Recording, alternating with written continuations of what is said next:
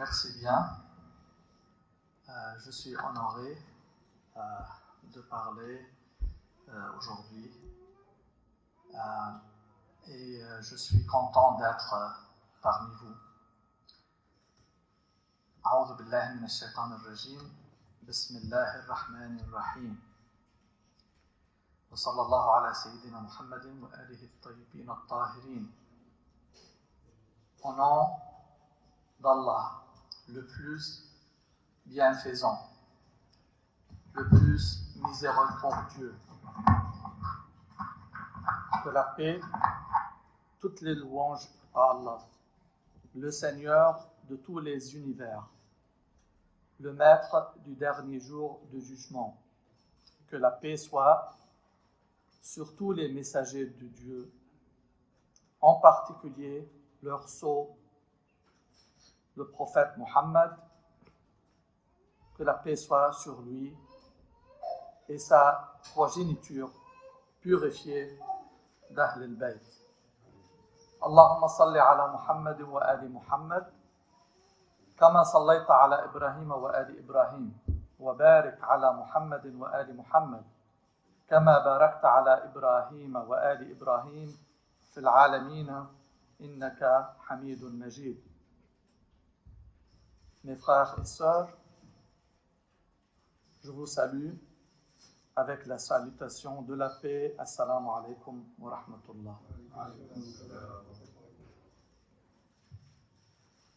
Quand j'ai vécu en France et j'ai appris le français, je traduisais du français, de l'arabe au français.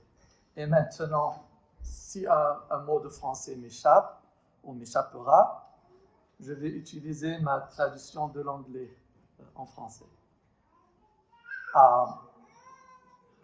Notre sujet aujourd'hui est un sujet spécial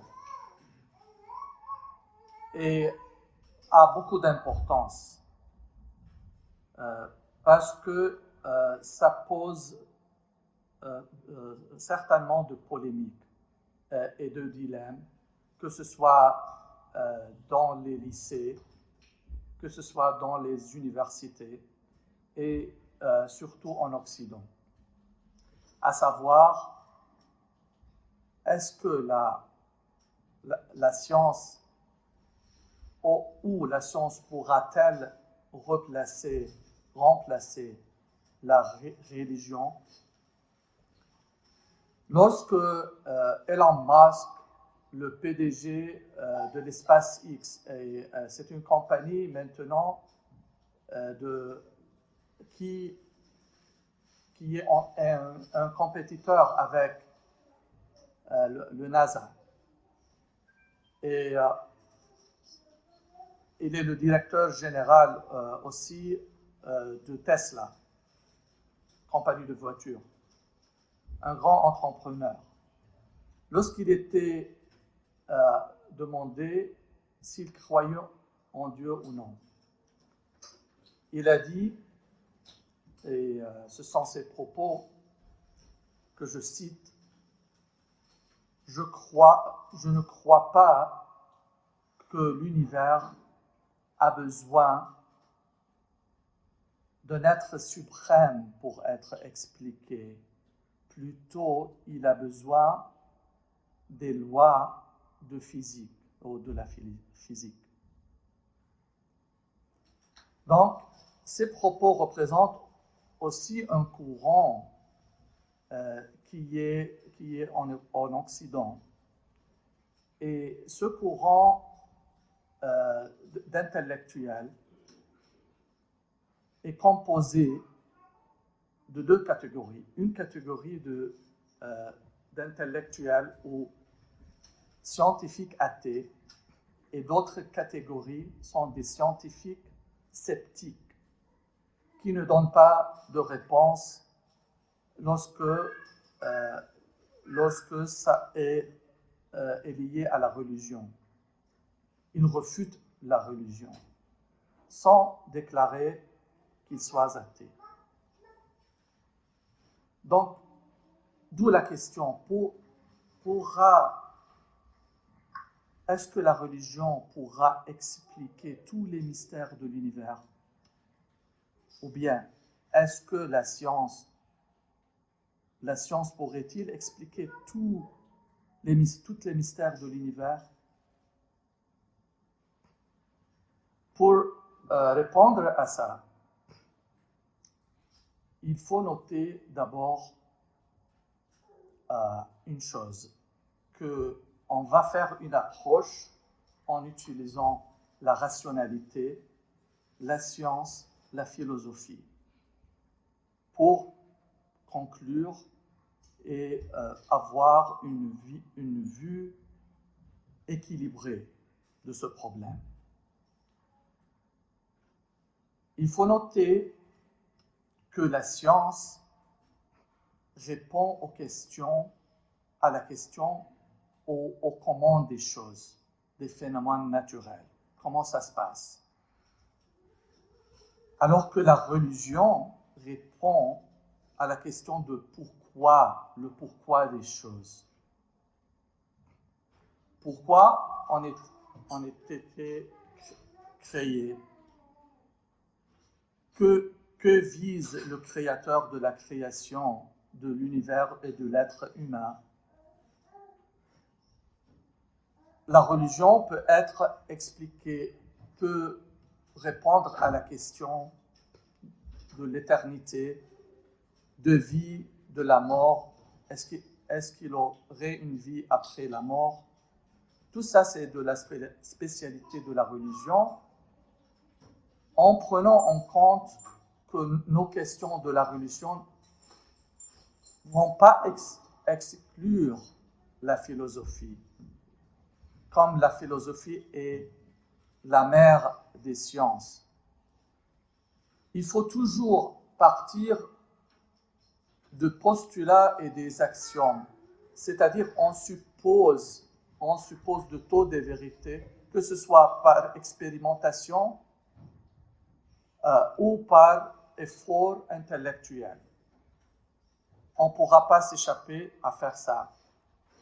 Mais la religion nous donne l'explication que c'est le fitra, ce qu'on appelle le fitra, cette habilité de faire une distinction entre le mal et le bien, entre le vrai et le faux.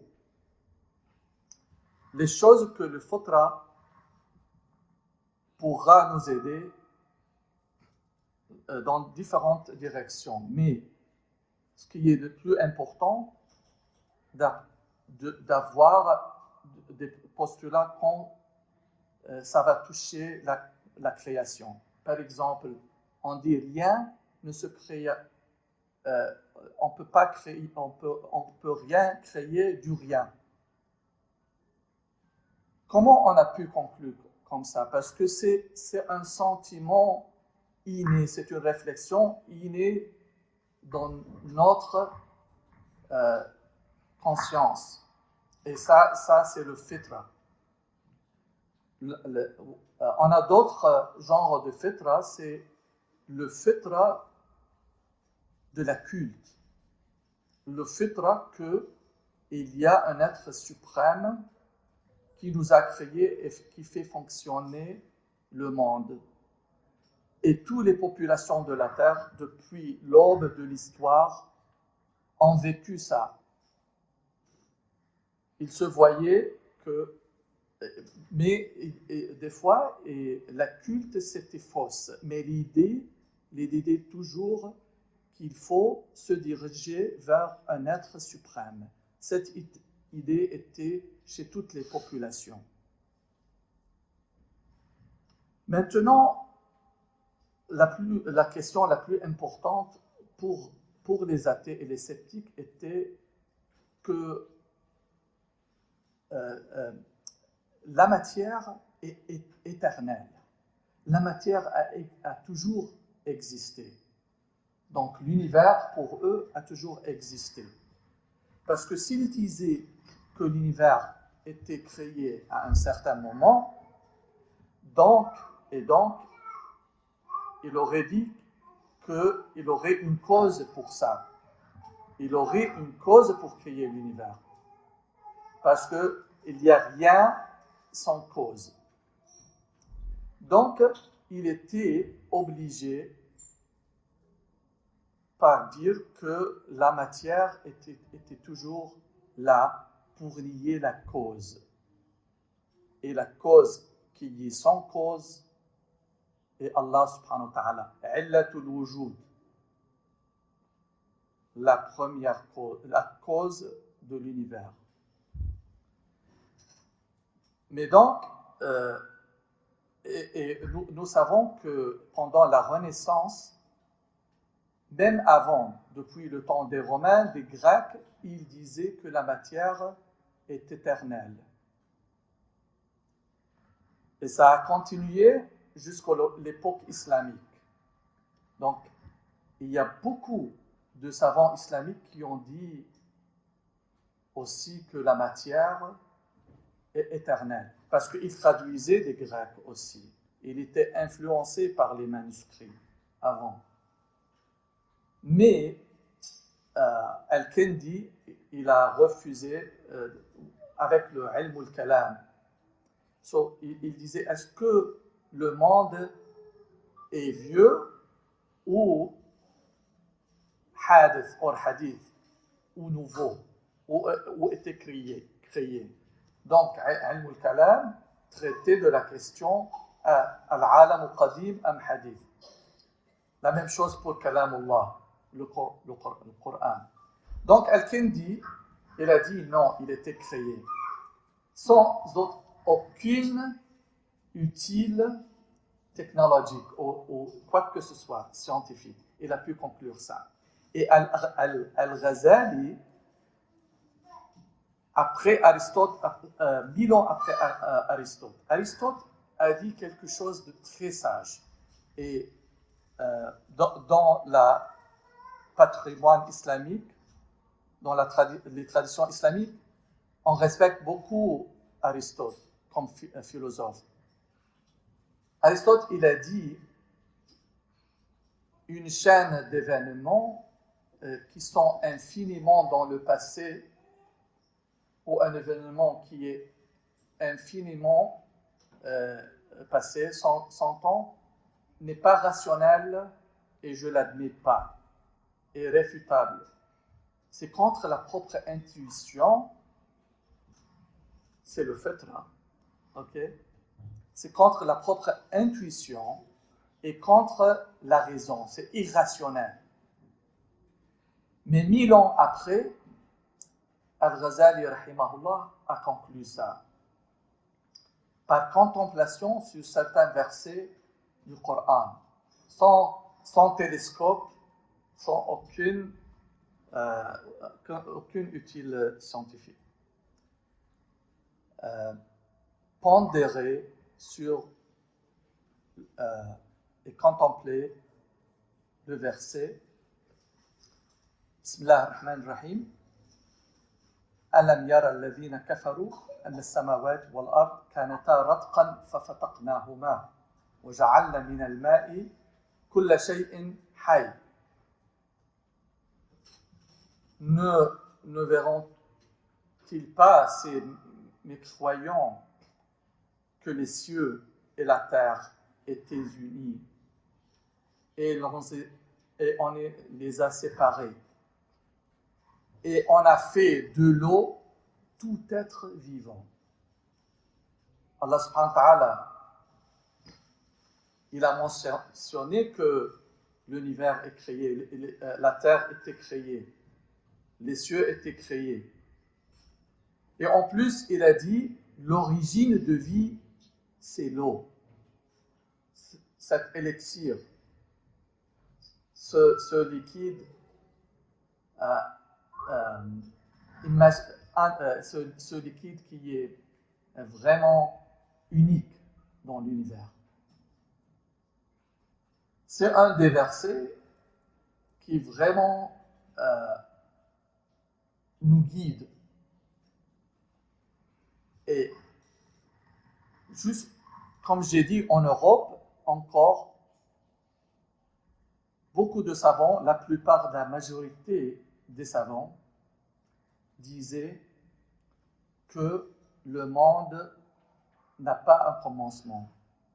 La matière n'a pas un début. Elle a toujours existé. Et comme j'ai dit qu'il y a beaucoup, le courant des savants athées était large, malheureusement, à cause du conflit dans la civilisation judéo-chrétienne entre l'Église et le courant de la Renaissance, certains courants de savants et de penseurs libéraux. Mais ce problème n'existait pas dans le monde islamique. Normalement, la science, les découvertes scientifiques et la croyance ont toujours été ensemble. D'ailleurs, le mot « ilm » dans le Coran, le « ilm », a de référence au phénomène naturel aussi bien qu'à la religion. Donc, le mot « ilm » a de référence au physique et au métaphysique. On ne fait pas une séparation parce que les choses sont... Il y a une corrélation entre les choses, entre l'âme et la matière, entre les univers. Avec ce courant, donc, en Occident, des athées, et c'était une inférence des athées qui est très forte, à savoir de l'éternité de la matière. Hubble, le savant américain en astrophysique, comme vous le savez, il a fait un télescope énorme. Et c'était en Californie. Lorsqu'il observait les galaxies, il voyait que les ondelettes émises, ils deviennent de plus en plus rouges. Donc, les galaxies s'éloignaient. Il les voyait. Il a observé plusieurs galaxies. Il voyait toutes les autres galaxies s'éloigner. The redshift, they call it. So, tout le temps. Donc, il a conclu que l'univers est en expansion. Et donc, si la Terre et les galaxies ils s'éloignent de la Terre, donc l'univers est en expansion. Et en expansion accélérée. Cette expansion accélérée était mise par une loi, par Hubble. Et Einstein a conclu que la matière était créée, et il y a un temps qui existait. Et donc, il y a un certain temps qu'Einstein partait pour voir Hubble, et tous les deux ont observé ensemble l'expansion de l'univers. Maintenant, l'accélération diminue avec le temps. Et cette vérité, encore par le Coran, il y a une référence sur ça par le Coran. On ne peut pas négliger ces références parce qu'ils sont évidents, ils sont très flagrants.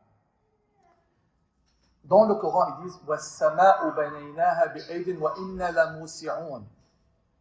On a créé le ciel et le ciel se dilate. Et sont larges. Le ciel sont larges. Donc, Hubble, qu'est-ce qu'il a prouvé? Si la matière, parce que les galaxies, c'est de la matière, si la galaxie s'éloigne, Donc, à un certain temps, ils étaient un seul bloc. Et avec l'expansion, un seul bloc. Donc, quelque chose s'est arrivé et cet bloc commence à se partager, la matière commence à se détacher de cette bloc et la matière commença dans le temps. Et l'univers commençait à l'expansion, l'élargement. Et c'est ce qu'on a appelé le Big Bang. Et par ailleurs, on a conclu après qu'il y aura le Big Crunch. Donc, on parle beaucoup de la matière noire et de la matière sombre et les trous noirs qui pourront être une cause du Big Crunch. Donc, après l'univers, ce sera... il va dans le temps jusqu'à toutes les galaxies seront un bloc.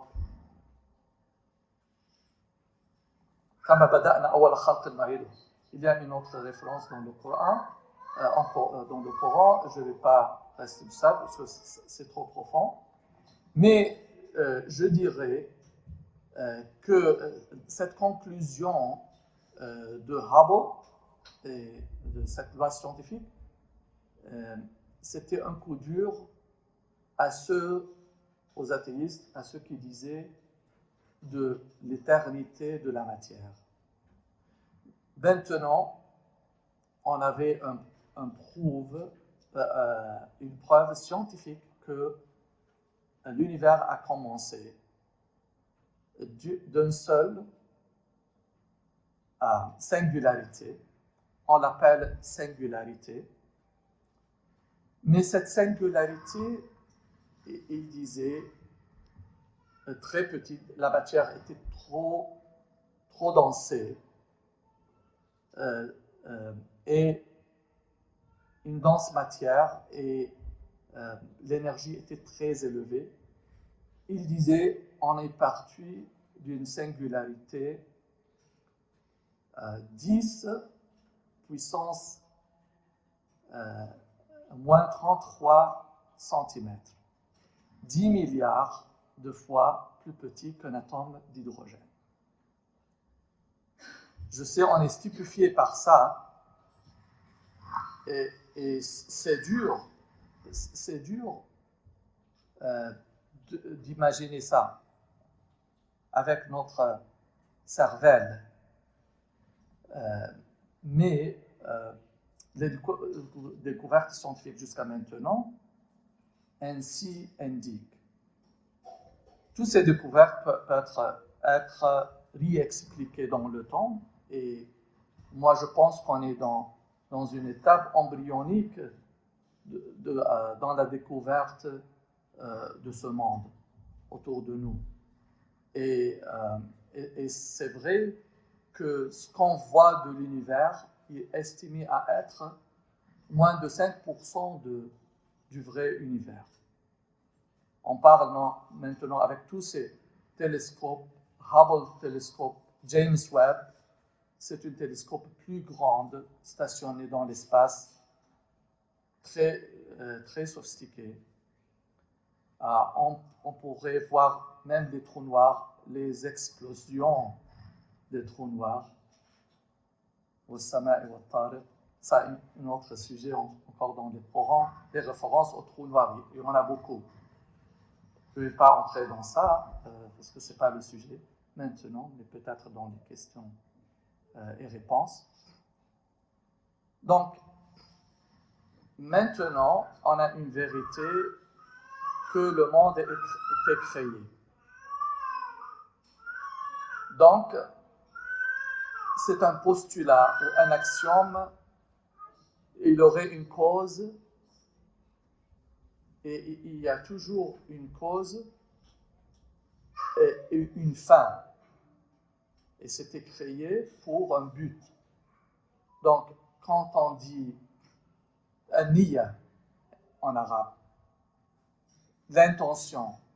Donc, quand on dit création, donc on dit cause et on dit intentionnalité.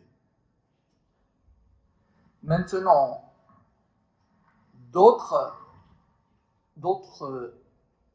coups durs aux intellectuels athéistes, ils disent athéistes, mais vraiment, quand vous discutez avec eux, même Richard Dawkins, à un certain moment, ils disent on ne sait pas. La plupart d'entre eux. Donc, ils sont sceptiques plutôt. Ils sont sceptiques. Un autre coup dur, c'était que ces athées disaient que c'était par hasard que la vie, parce que on avait 13,7 milliards d'années de l'univers, de la vie de l'univers. Et après, les premiers signes de vie, c'était 400 millions d'années. Donc, la vie biologique dans la vie de l'univers, si on peut dire un jour, c'est pendant la dernière seconde du jour, de la journée. Si on compare l'âge de l'univers un jour, l'apparition de vie était apparue à la dernière seconde de ce jour. Donc, il y avait beaucoup de préparation pour que cette vie apparût. Et ce qui est étonnant, eux, ils disaient par hasard. Mais écoutez, qu'est-ce qu'on fait à CERN, en Suisse, avec ces collisions, the colliders? On fait des collisions entre des atomes, entre des électrons et tout ça, pour voir qu'est-ce qui s'est passé pendant les premiers instants de l'univers.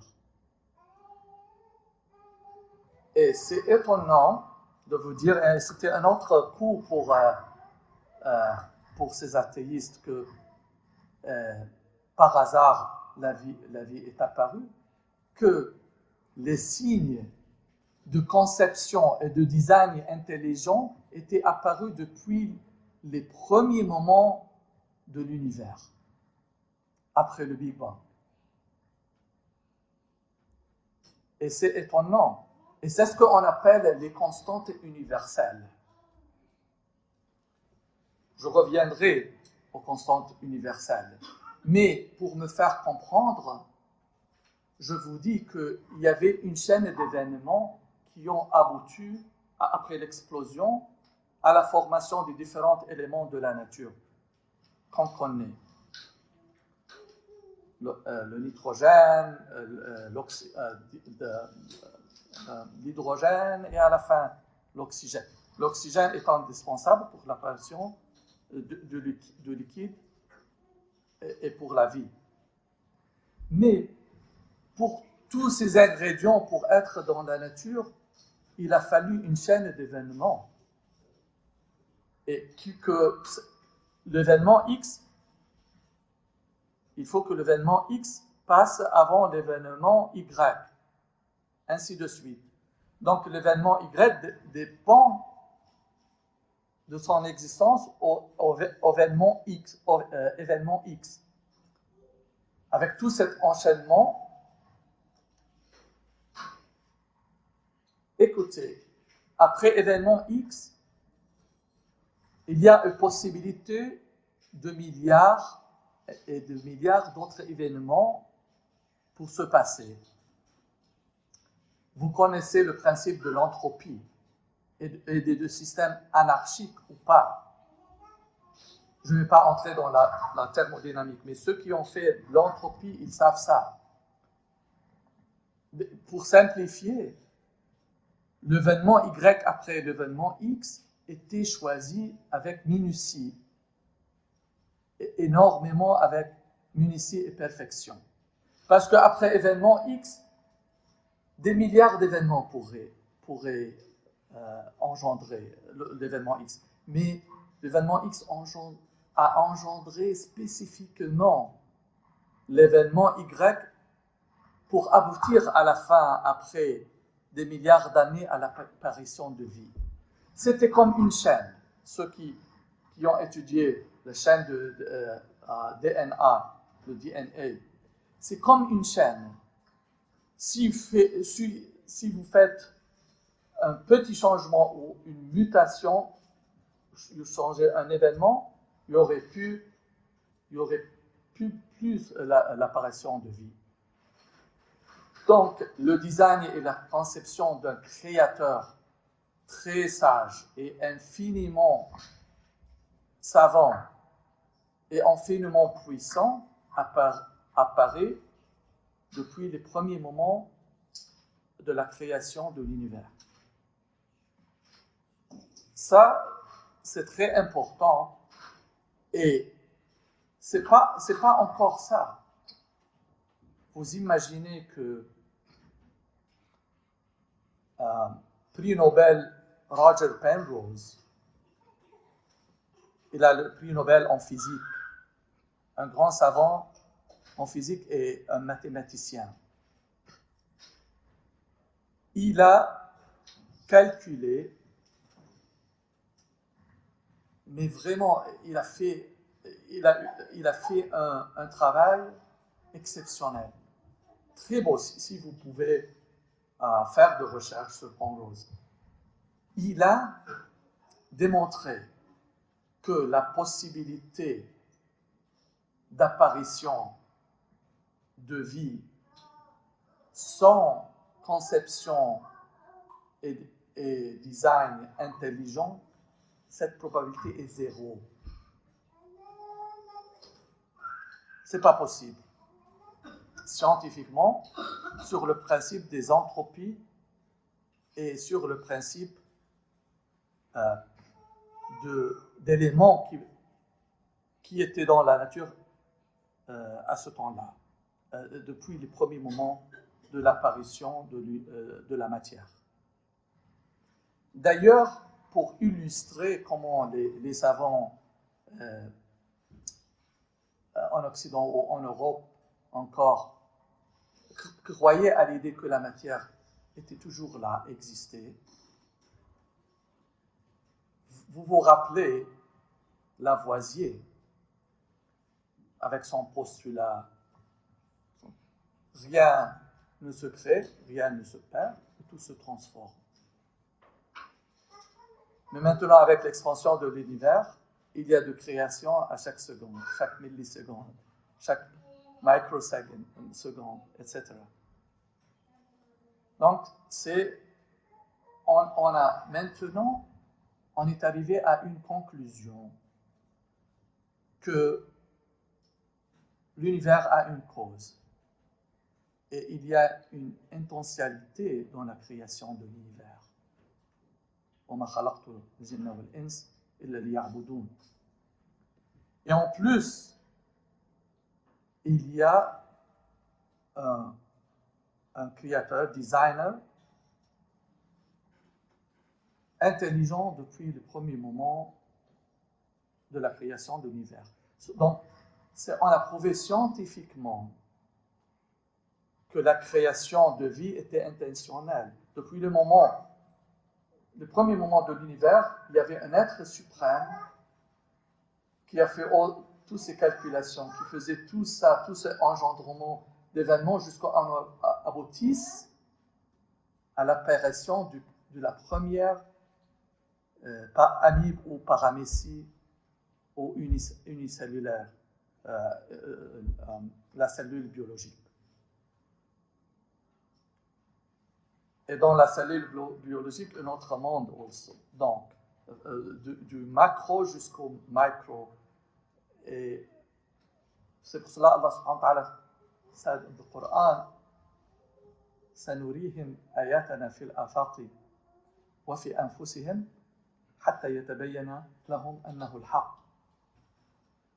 Nous allons leur montrer nos signes dans l'univers et en eux-mêmes, jusqu'à ce que ça devienne pour eux évident que ceci est le Coran et la vérité. Maintenant, nous allons traiter de la question est-ce que la religion est indispensable dans notre vie et comment pourrait-on déterminer les limitations, pas seulement les limitations, mais les frontières entre la religion et la science.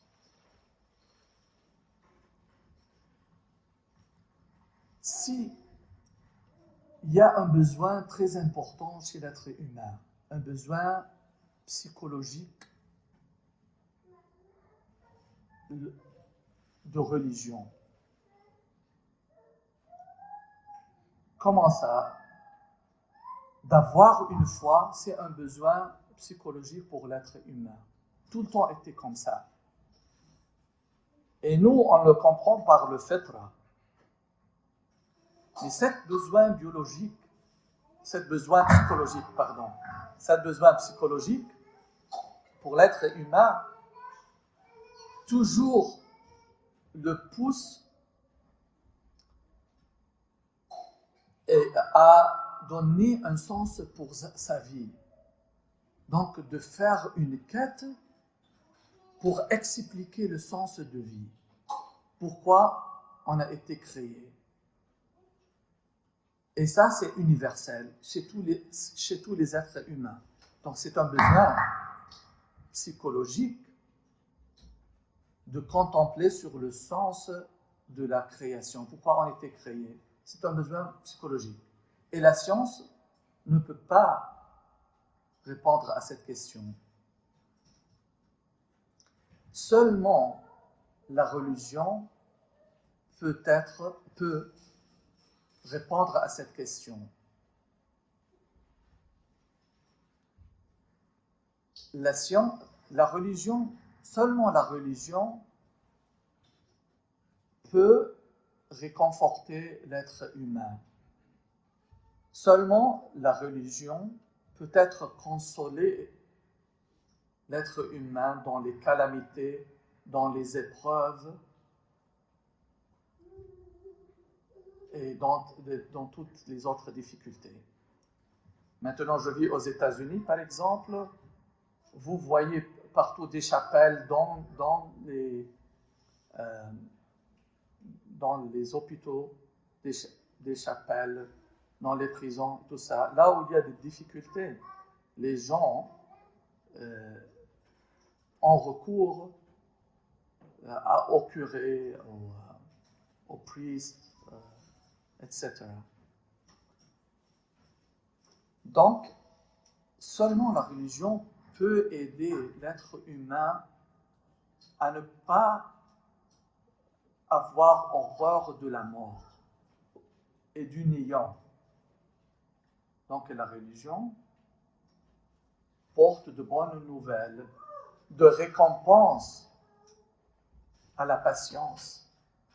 Comment vous allez convaincre quelqu'un handicapé ou quelqu'un qui a fait qui a eu une grande perte dans sa vie.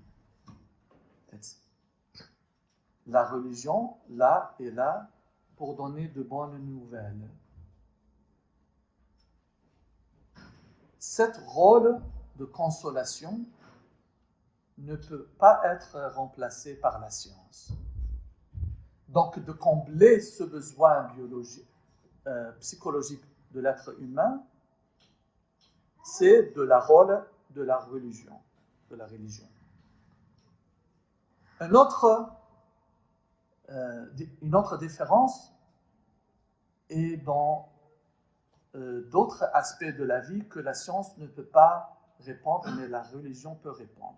Seule la religion peut répondre et expliquer certains phénomènes comme la prémonition, les visions véridiques, la télépathie, de l'expérience de la mort imminente. On l'appelle en anglais near-death experience. Et maintenant, ce phénomène de la mort imminente, vous savez que dans certains hôpitaux, il y avait beaucoup de patients en chirurgie pourraient décrire ce qu'il y avait dans le paysage, tout le paysage dans ces chambres d'urgence, même si leur cœur ne pompait pas, ils ont eu d'arrêt cardiaque, donc il n'y avait pas du sang qui était poussé au cerveau, et pourtant il y avait de la conscience. Et ces cas sont reportés partout dans le monde. Et il y a beaucoup de similitudes dans ces histoires de ces gens-là qui ont eu arrêt cardiaque. Maintenant, il y a beaucoup de chercheurs qui font des études pour la ressuscitation artificielle du corps. Dans le même temps, ils mettent l'encéphalogramme sur le cerveau, qui peut étudier les différentes vibrations et l'activité du cerveau. Et ces chercheurs étaient étonnés. Encore, on était étonnés par la similitude des histoires que ces gens-là, qui ont vécu cette expérience, combien ils ont de commun. Beaucoup de gens ils disaient qu'il y avait un être suprême qui nous réconfortait, comme vraiment une lumière, on voyait une lumière. On allait dans un tunnel, mais après on voyait de la lumière. On voyait notre vie passer comme un film, tous les événements de notre vie, très, très rapide. On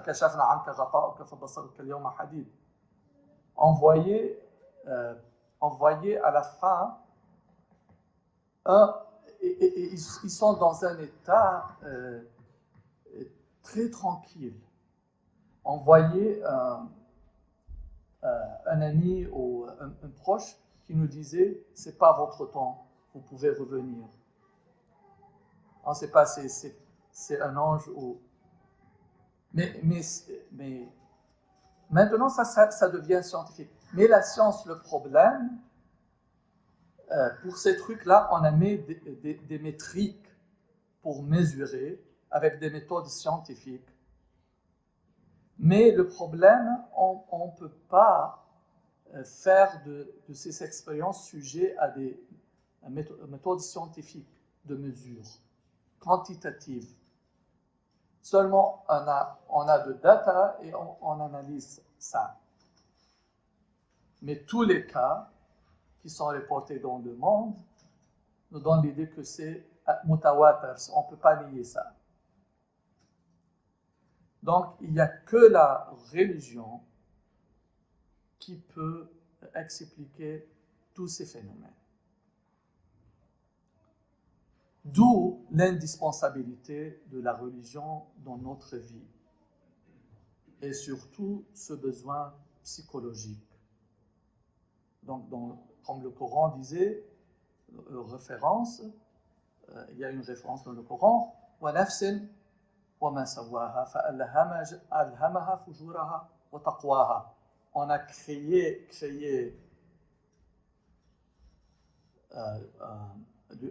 les humains et on les a inspirés du bien et du mal. Après qu'on a pensé et on a fait cette approche sur l'univers, on pourra dire on ne peut pas être que en surprise, stupéfié et émerveillé par la beauté de notre contemplation sur la vie actuelle, sur la vie, sur l'éternité. Sur cette complexité, le monde est complexe, il n'est pas compliqué, mais c'est complexe. Et il nous suffit de comprendre de cette merveille réalité chaque jour qu'on contemple un petit peu. يرفع الله الذين آمنوا والذين أوتوا منكم العلم درجات. Et on pourra vraiment après ça comprendre le mot Allahu Akbar. Dieu est grand, plus grand de tout ce qu'on imagine. Sa puissance est plus grande de tout ce qu'on imagine. Sa sagesse est grande, énorme.